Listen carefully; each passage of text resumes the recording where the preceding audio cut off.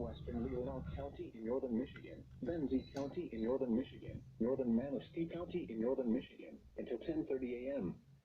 At 9:35 a.m., severe thunderstorms were located along a line extending from 9 miles north of Frankfort to Alberta to 10 miles west of Arcadia, moving east at 30 miles per hour.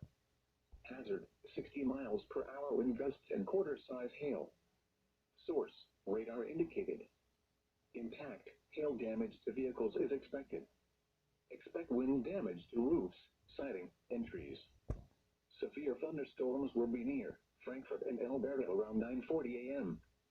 Beulah and Benzonia around 9:50 a.m.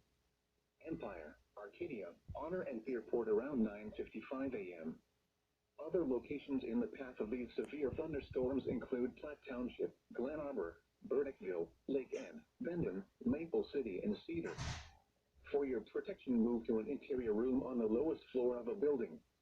Repeating, a severe thunderstorm warning has been issued until 10:30 a.m. for the following counties in Michigan: Benzie, Leelanau